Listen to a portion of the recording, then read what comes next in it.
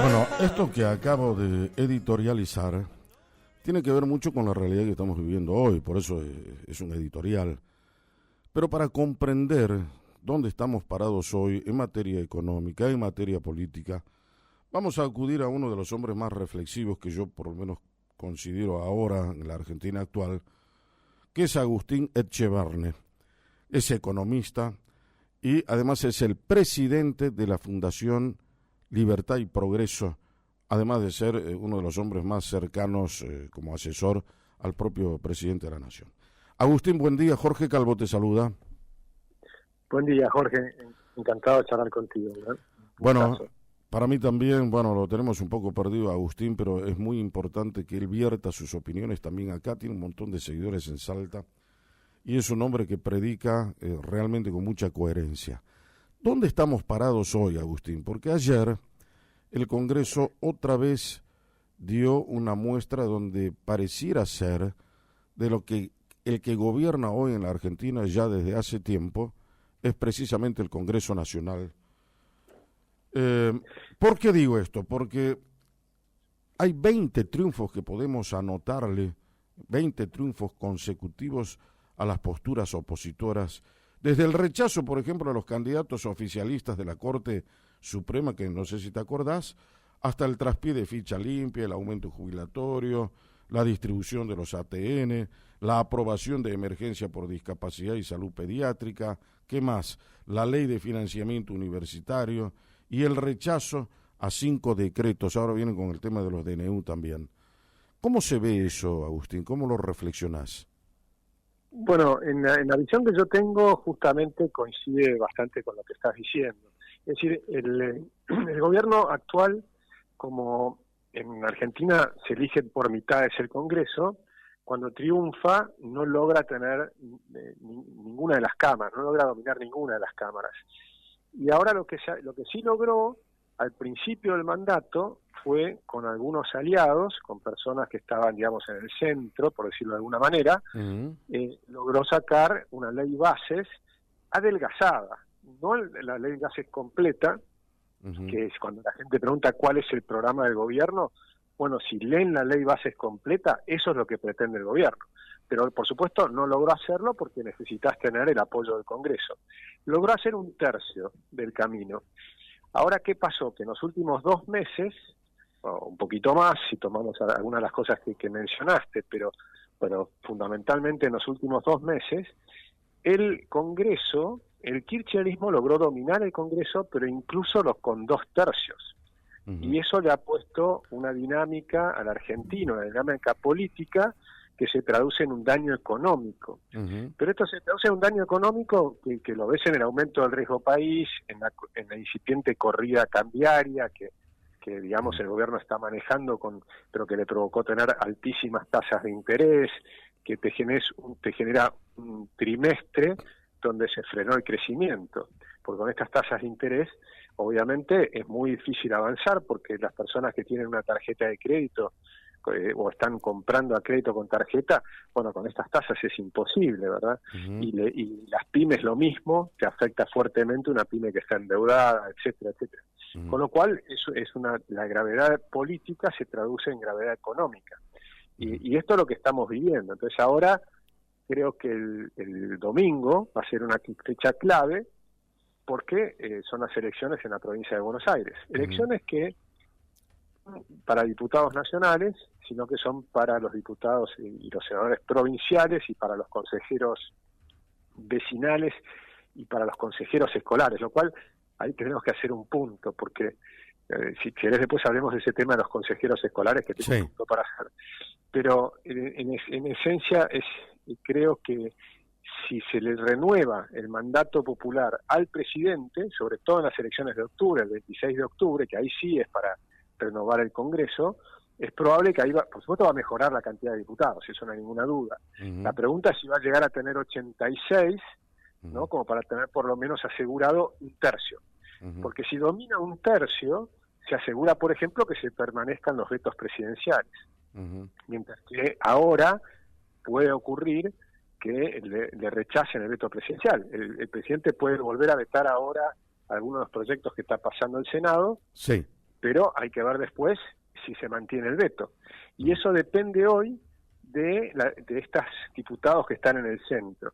Entonces esas personas que están en el centro, esos diputados y senadores que están en el centro, que alguna vez fueron aliados y ahora no lo son, hoy tienen una responsabilidad enorme en la República, y tiene una responsabilidad enorme porque si le dan 2/3 al kirchnerismo, ¿cuál es el problema? Que el kirchnerismo ahuyenta el capital, ahuyenta las inversiones, pero ahuyenta las inversiones por todo lo que ha provocado en el pasado, por el default, por haber dado una oferta de pagarle $25 por cada $100 que nos habían prestado, o sea, robarle $75 a los que nos prestaron el dinero, porque mintieron en la inflación, y entonces teníamos bonos que ajustaban por inflación, pero si les mentís en cuánto es la inflación, le estás pagando menos de lo que les corresponde. Mentimos también sobre el PBI, porque había un cupón sobre el PBI, entonces se mintió sobre el crecimiento.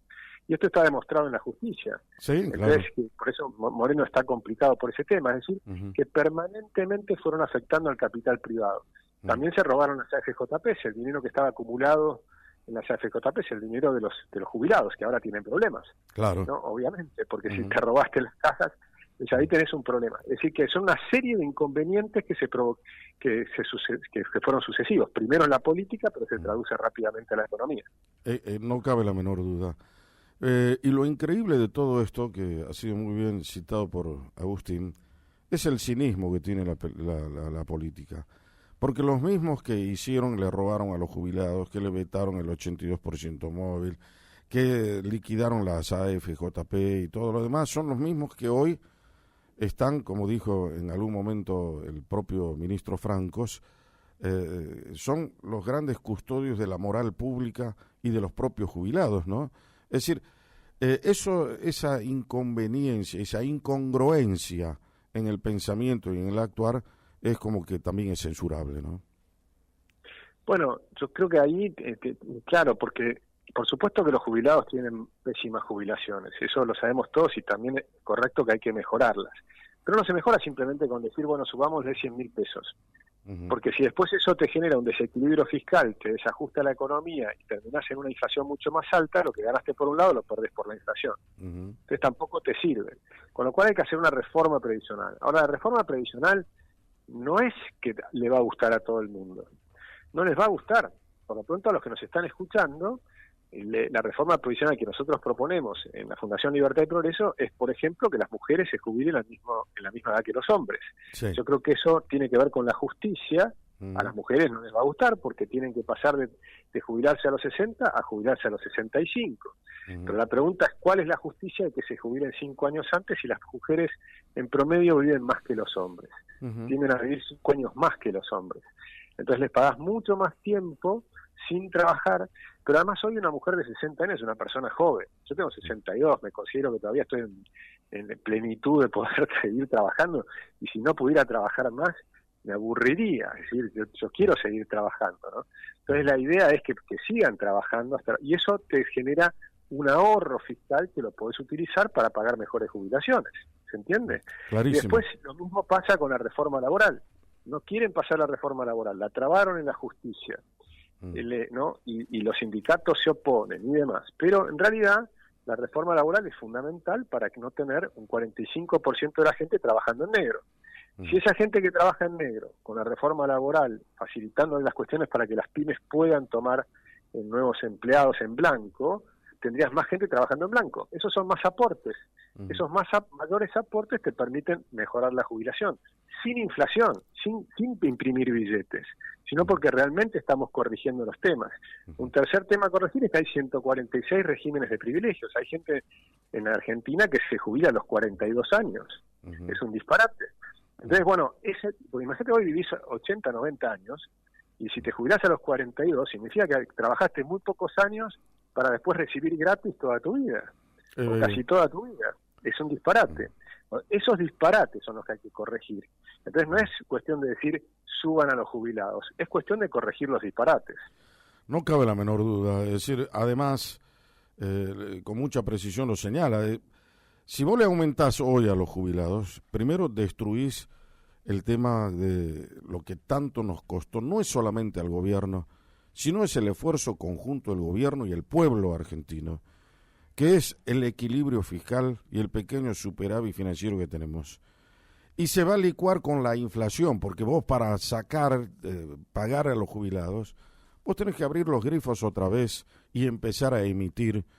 Y el aumento se licúa en 15 días, 20 días, se terminó el aumento que les dieron y otra vez entramos en la misma dinámica de hace 70 años en la Argentina, creando inflación y no tratando por todos los medios, como ha hecho el gobierno, de liquidar el tema inflacionario. Para este mes se presume, según lo que dicen algunas consultoras privadas, que podría haber un aumento inflacionario. Algunos hablan del 2, el 2,1%. ¿Cómo se ve eso, Agustín? Bueno, nosotros salió en el mes que terminó, el índice que nos dio 2%. Ajá. Habrá que ver, el 14 sale el del INDEC, a ver si sale un poquito arriba, un poquito abajo, pero siempre estamos más o menos en línea. Ajá. Salvo en marzo, que el INDEC salió una cifra mucho más alta de nosotros habíamos medido, que salió el 3,7. Algunos dicen que el INDEC falsea las cifras, y yo les digo que no, porque justamente ese mes me demostró que incluso mostró una cifra más alta de la que teníamos. Exacto. Y cuando el que manejaba el INDEC, que es el mismo que lo manejaba en la época de Massa, ¿no? Uh-huh. Que es Lavagna, hijo, yo lo decía en la época de Lavagna, no es que lo digo ahora. Uh-huh. Nosotros medíamos también en esa época y medía correctamente. O sea que yo lo respeto mucho a Marcos Lavagna porque... Por su independencia. Por su independencia. O sea que está buenísimo que lo mantuvieron en ese puesto a una persona porque estaba haciendo un buen trabajo. Además que proviene del gobierno anterior. Eso es una garantía de imparcialidad y de independencia, no cabe duda. Exactamente, por eso me parece que es interesante mostrar las cosas que hacen bien en los gobiernos que tal vez están en una vereda distinta desde el punto de vista ideológico. Pero si está haciendo una buena tarea y lo está haciendo bien, que lo continúe haciendo. Eso me parece muy bien. Quería hacerte un comentario sobre el tema de los consejeros escolares. Si a ver, sí, con todo gusto, claro. Porque ese es un tema clave. Hay un problema en Argentina que es la lista sábana. Sí. Entonces elegimos una cantidad de diputados, pero también legisladores provinciales y también consejeros escolares. Y tenés un problema de lista sábana vertical, que si preguntásemos a la gente en la provincia de Buenos Aires, cosa que hicimos en un video, por quién vas a votar, no me lo digas, pero ¿sabés a quién vas a votar? ¿Sabés quién es el segundo? Nadie conoce al segundo. Ninguno respondió que conocía al segundo. Es decir que los que entran abajo de la lista sábana son desconocidos, elegidos por el jefe de la lista, lo cual hace que la lealtad de esas personas está con el jefe y no con el pueblo que teóricamente los tiene que votar y tienen que ser representantes del pueblo. Sí. Eso destruyó el sistema. Pero además tenemos la sábana horizontal. Es decir, cuando vos votás en esa papeleta grandota con un montón de cosas, estás votando, por ejemplo, consejeros escolares. Y al votar consejeros escolares, como van a hacer ahora el domingo en la provincia de Buenos Aires, nadie los conoce. Entonces, ¿de dónde salen? Salen de la putrefacta rosca política. Ese es el drama de la Argentina. ¿Y qué función cumple el consejero escolar? ¿Qué función cumple? Bueno, tienen injerencia sobre las escuelas. Ajá. Entonces tienen injerencia sobre los maestros. Por ejemplo, sobre los, sobre los centros de formación docente, etcétera. Depende de cada provincia, porque eso es un tema provincial. Hay que ver las leyes de cada una de las provincias, ¿no? Pero el punto es, que estoy tratando de hacer, es que las familias son las responsables de la educación. Y lo que importa en la educación es la educación de los niños, no el salario de los docentes. Acá se invirtió siempre eso. Siempre creen que se invirtió acá ese rol. Acá cuando hablamos de la educación, lo primero es el sueldo del maestro, la tirilla, a ver si progresa, si no. Lo más importante es la educación de los chicos, su verdadera formación y ver que los maestros estén capacitados para transferir los conocimientos, ¿no? Exactamente, pero entonces el punto es que acá en las últimas décadas se aumentó el presupuesto en la educación, pero empeoró la educación.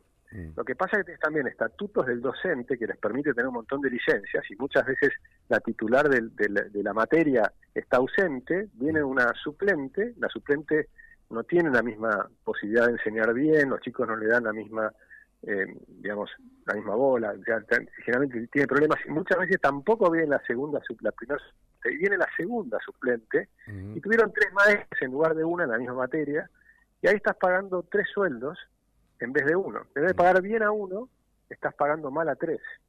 Entonces, de nuevo, en Argentina tenemos 3 veces más maestros por alumno que Australia, pero Australia tiene mucho mejor educación.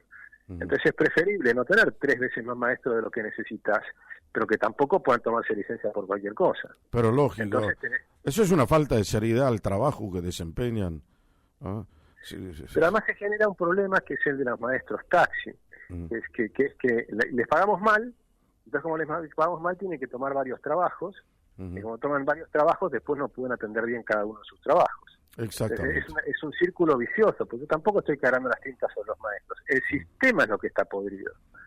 O sea, hay que cambiar el estatuto docente, hay que cambiar toda la forma de la educación. Para mí que hay que hacer una revolución educativa dándole mucho más privilegios, digamos, o facultades de tomar decisiones a la directora de la escuela, para contratar, para despedir maestros, sin injerencia del sindicato. El sindicato no tiene nada que ver. Si no funciona un maestro, por el motivo que le parezca a la directora, no tiene que poder despedir. Y punto. Bueno, pero acá el tema son los gremios docentes, que son los que quieren confeccionar un estatuto docente a la medida y al piacere de ellos, a la conveniencia de ellos. Ese es el tema. Por eso es que hay que reformular todo ese sistema. Nada más te quería mencionar esto porque justo el domingo hay elecciones en la provincia de Buenos Aires, ¿no? Pero claro. que son importantes para que cuando vengan después a nivel de cada provincia reflexionen sobre ese tema. Ahora, el gobierno nacional, Agustín, comete también algunos errores. Por ejemplo, el caso que se votó ayer en el Senado de la ley de discapacidad, ¿cómo no hicieron una auditoría previa para que la medida que toma el gobierno sea como consecuencia de esa auditoría, que esa auditoría refleje con mucha, ¿qué te puedo decir?, precisión, quiénes son las personas que verdaderamente necesitan la ayuda estatal y quiénes no? Sin embargo, acá tomaron la medida sin hacer la auditoría, le sacaron a medio mundo, a todo el mundo el tema de la discapacidad, desconociendo inclusive el grado de subsistencia que tienen para algunos, y después quieren hacer la auditoría. Eso deslegitima la medida que toma el gobierno, ¿no? En realidad están haciendo las auditorías, ¿no? Lo que pasa pero deberían es que haberlas hecho antes. Bueno, yo creo que las están haciendo desde hace bastante tiempo, por eso han encontrado 8.000 casos que estaban pagando a gente que ya estaba muerta. Después encontraron otros casos, no sé, hay un montón de casos, yo no conozco el detalle de todos los números, así que no los quiero decir ahora porque me puedo equivocar. Pero claramente se estaban haciendo esas auditorías, pero son muy complicadas. ¿Por qué? Porque recordemos que acá tenés la misma estructura de empleados públicos, municipales, provinciales y nacionales. Sí. Lo único que se cambió fueron las cúpulas, algunas personas. Todas las mafias que siguen enquistadas en el poder. No es que de un día para el otro saneaste todo, de ninguna manera. Entonces, cuando se hicieron estas auditorías en la época de Macri tuvo 4 años en el poder. Sí. Sin embargo, una de las cosas que dijo es que quería terminar con esa corrupción que hay porque ya sabemos desde esa época, nosotros lo venimos diciendo hace más de 10 años, que es obvio, es evidente que hay un esquema de corrupción en el reparto de las pensiones por invalidez. Y se las están dando a algunas personas que son inválidas y otras que no. Pero recordemos que la invalidez tiene que ser una invalidez equivalente al 66%, ¿no? Y que además tenés que tener algunas condiciones sociales especiales para poder recibir esa pensión por invalidez. Por eso lo recibían 76.000 personas. Pero cuando lo subiste a 1.200.000 personas, es obvio y evidente, hay pueblos enteros que parecieran que estuvieran discapacitados, como si estamos teniendo una guerra, ¿no? Y entonces eso es evidente. Pero cuando empezás a hacer las auditorías, y los propios que están en esas redes te ponen cosas engañosas. Entonces le pasó a Macri, que les terminaron cortando, por ejemplo, a una persona que evidentemente era inválido y estaba en silla de ruedas y le cortaron en su momento la pensión. ¿Pero por qué? Porque alguien le metió esa ficha precisamente para hacerle pisar el palito. Porque entonces, por eso no son tan sencillas las auditorías. Y creo que, por supuesto, es una debilidad del gobierno, sin duda. Si lo hubiéramos hecho perfectas, impecables, lo hubiera hecho el gobierno en los primeros 3 meses, pero no es tan sencillo como eso, ¿no? Es un proceso que va a ser complicado y va a haber errores. Vos sabés que acá la provincia de Salta interpuso ante la Corte Suprema de Justicia de la Nación un recurso de amparo precisamente para que restituyan las pensiones por invalidez acá a los salteños al mismo estado antes de que se tome esta medida. Una vez que hagan las auditorías, bueno, comprueben quién las puede recibir y quién no, quiénes tienen legitimidad para cobrarla y quiénes no. Así que... Bueno, o podrías hacerlo al revés, podrías decirle, no, vamos a hacer que que en Salta hagan la auditoría y digan, mira, estas personas necesitan, y muestren cuáles son, pero no a todas, porque si sabemos que hay una mayoría, porque no es una minoría, hay una mayoría que están mal otorgadas, si le sacaron mal hechas a una persona o a un grupo de personas que sí corresponde que se las den, que se las restituyan a esas, pero no a todas. Bueno, pero es una muy buena idea lo que vos estás diciendo. Es decir, que por ahí la provincia haga las auditorías y se las presente a Nación. Lo que pasa es que Nación también habrá que ver si le dan credibilidad o no a eso. ¿Cómo? Pero estaría bueno que revisen y que digan, miren, estas personas efectivamente sí necesitan y que pongan el gancho. Que el gobernador diga, mira, esta persona sí, pero al poner el gancho, ojo, porque entonces... Me hago responsable. Sos corresponsable y entonces nuevamente vas a estar ratificando, si estás dándola mal, y estás otorgando a alguien que no corresponde, después puedes ir preso, porque acá tenemos que empezar a buscar las personas que están usando el dinero público de manera mala vida, es decir, dándoselas a una persona que no le corresponde. Por ejemplo, si una persona es sordo, pero puede seguir trabajando, tal vez no le corresponde. Por ejemplo, yo tengo trabajando para mí una persona que funciona fenomenalmente bien y trabaja muy bien, pero tiene problemas auditivos. Bueno, nosotros lo acompañamos además y trabaja perfecto. O sea, entonces puede seguir trabajando. Entonces no está con una pensión. Es decir, hay personas que tienen diabetes, pero tienen diabetes, pero si podés trabajar perfectamente bien. Lógico, ¿quién dijo que una vacuna? Claro, lógico. Bueno. Entonces hay que entender qué es lo que corresponde y qué es lo que no corresponde. Lo que tenemos que lograr es separar la paja del trigo. Ahora, la última pregunta tiene que ver con esto. El tema de los audios, de las escuchas, donde está involucrado Karina Milei, Menem y demás, ¿vos crees que puede afectar la imagen del gobierno a la hora de que el elector decida su voto pasado mañana domingo? Bueno, claramente ha afectado la imagen, lo ves en las encuestas, o sea, es generar sospechas. Lo que ocurre con esos temas es que fíjate cómo lo organizan. Es obvio que es una campaña organizada, porque son escuchas que se fueron grabando durante un año. Y después las lanzan a cuentagotas en plena campaña electoral. Y uno no sabe si esas escuchas son totalmente reales, si han sido manipuladas, editadas, etc. Bueno, ahora aparecieron las fotos de Massa, aparecieron ya las fotos de Massa como Spagnuolo, ¿no? O sea, bueno, pero eso tampoco a mí me indica del todo, porque cuando uno está en campaña se saca fotos con todo el mundo, no sé, se acerca una persona, sacas la foto, eso, una foto a mí tampoco para mí eso tampoco sirve como prueba contundente, como prueba de nada. Entonces, digamos, por eso para mí hay que ser meticulosos, tiene que investigar la justicia, hay que esperar el resultado de la justicia, pero obviamente tenés un daño político y económico inmediato por acrecentar las sospechas, y para eso lo hacen.